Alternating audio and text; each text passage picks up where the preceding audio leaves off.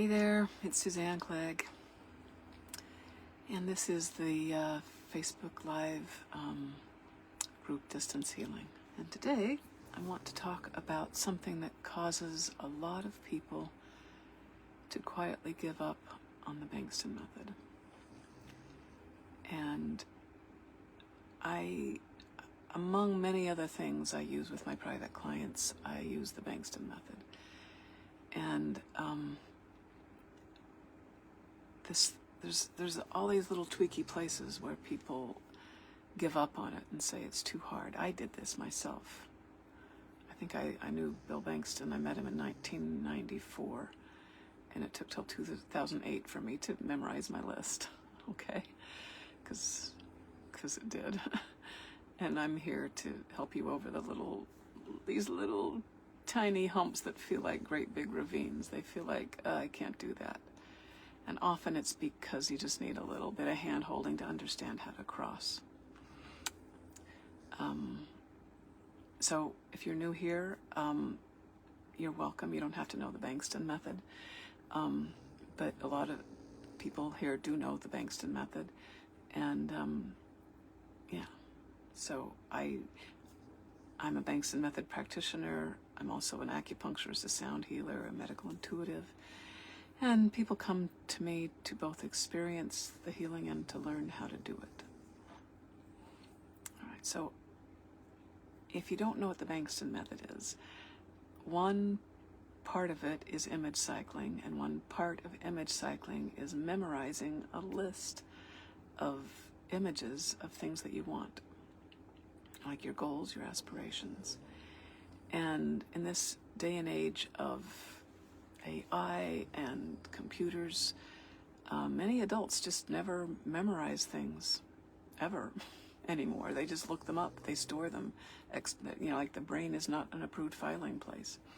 So we get kind of rusty on this skill, and that can stop some of us from doing the Bengston Method. And so I want to address that because if memorizing feels impossible, it might actually be impossible for you right now, but that does not mean that you can't get some traction with Bengston Method healing. And I'll explain how. Memorization. So we tend to think of memorization superficially. We think of it as a mental task. And like studying for a test and drilling yourself, okay, I got it. It's almost like, can I recall that object?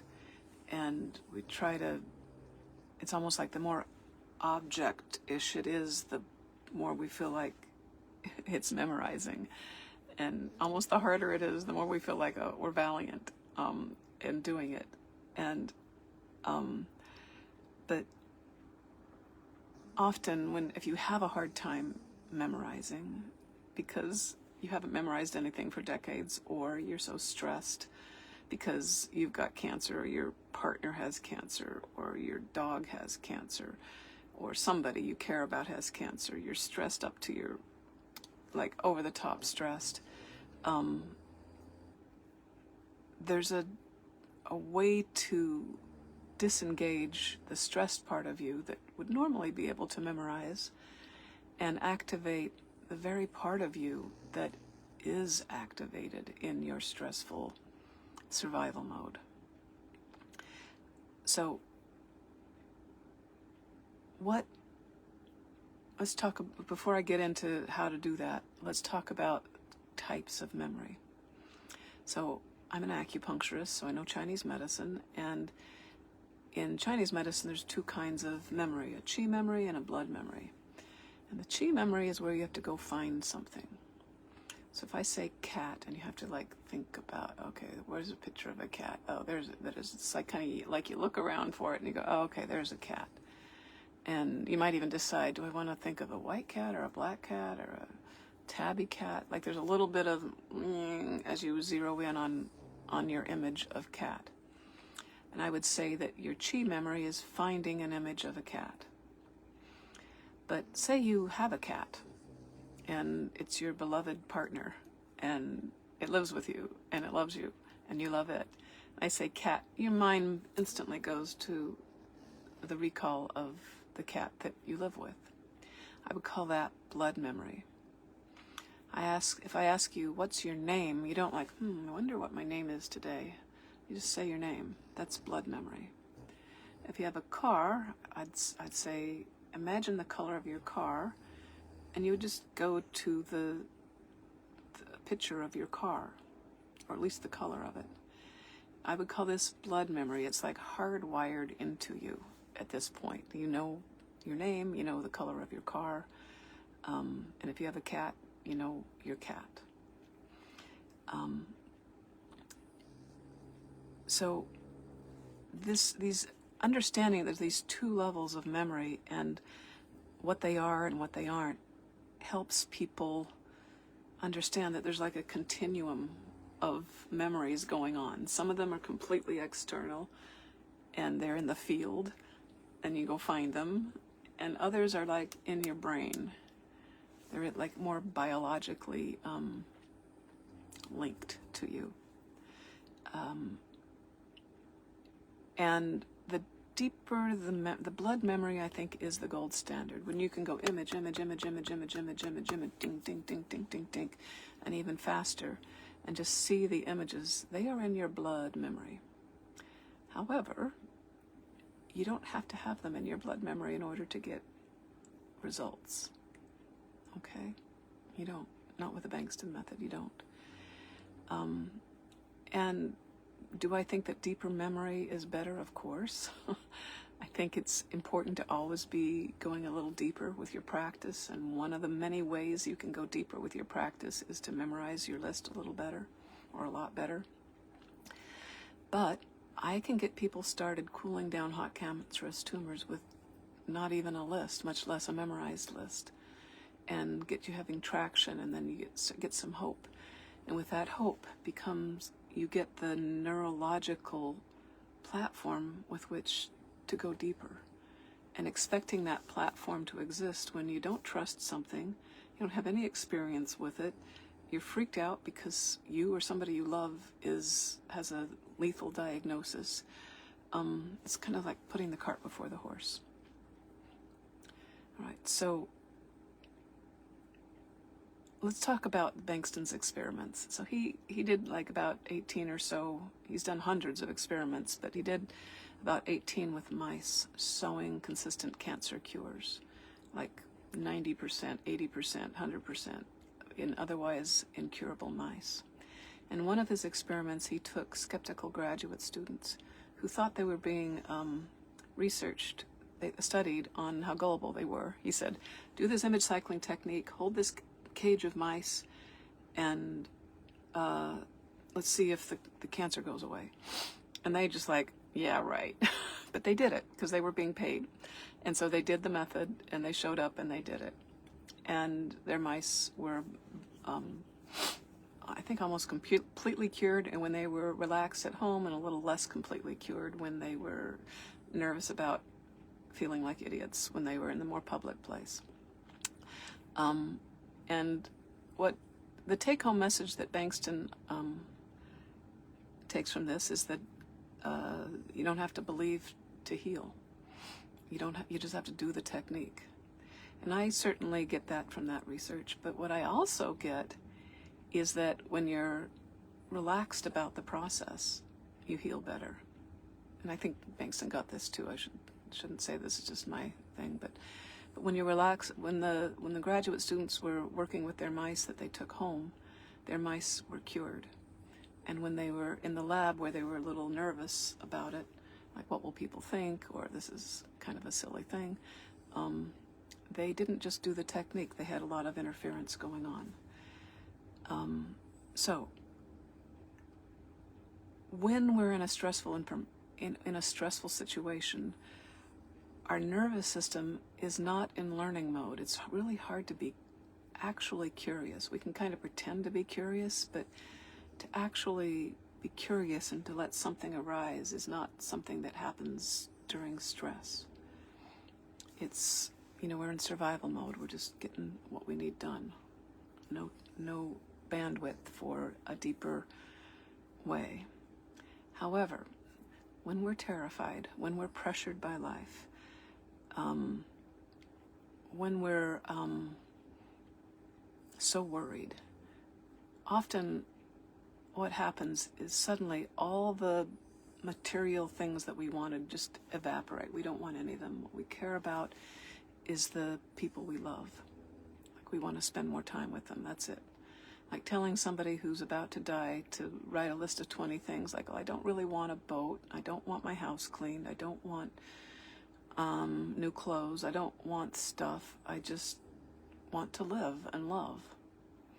So I've thought a lot about this, and I thought, so the strength of somebody who's facing a lethal diagnosis is relationship.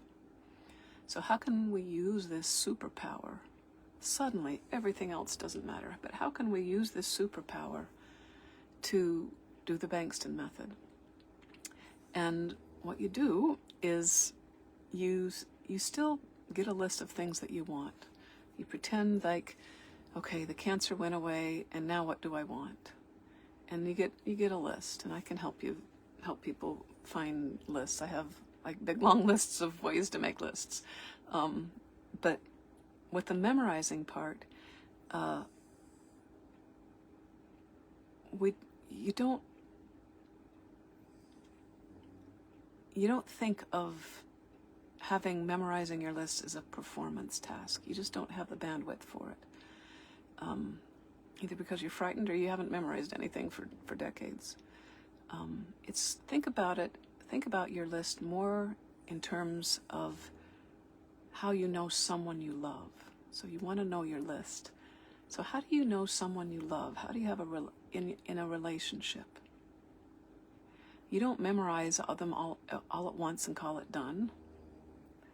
You keep noticing. You keep checking in. You care about what they're like today that's different than yesterday. You're interested. You're in an ongoing relationship with a living, unfolding being. And that kind of attention, intimate, curious, non-judgmental, produces the same depth of familiarity that memorization does. It just is a little more slow growing. It happens organically rather than through pressure. And then if you do have familiarity, like if I ask you if you have a cat and I ask you what color your cat is, you just know it, right? You didn't have to memorize that your cat is white or whatever color it is. You just know. You know it because you've loved them and you've noticed it through petting them and through being in contact with them. So you see how we're actually using the superpower? Like, you see those, I hear I'm reminded of the stories of women who suddenly have the strength to lift up a car and pull somebody they love outside, out from under it, whereas normally they can't even lift anything. It's like you have superpowers when you're faced with life-death situations. And one of these superpowers is relationship. So let's use this relationship to help you with your Bengston image cycling list, because it's documented to work in mice. And it's, again and again and again, it's like been proven scientifically. And how to get it to work with people, well, that's what I'm trying to do right now, is to help you break through the little tiny barriers that actually are quite workable, that you actually can get through no matter what state of mind you're in. All right. So the kind of memory, when you look at your list every day and you care about it and you commune with it, that's a little different than drilling it. And you can still drill it to test yourself. I think that's really useful, but not until you really care about it. And if you don't care about living, well, that's one of the qualifications that Bengston said of like people that respond to the treatment. They have to want to live. And usually it's clear that people want to live. You just tap into that, and then suddenly the images come up. You can get enough images on your list. You really can. Even if all you want to do is live and you don't care about any other thing. You really can break that out into lots of ways. Okay, so hopefully that erases a part of your excuse of why you can't memorize if you're having trouble memorizing, and lets you enter into relationship with your list, your goals, your dreams, your container. Your list is like your special container for your hopes and your dreams. And it's an evolving consciousness even in itself. And you can have a relationship to it.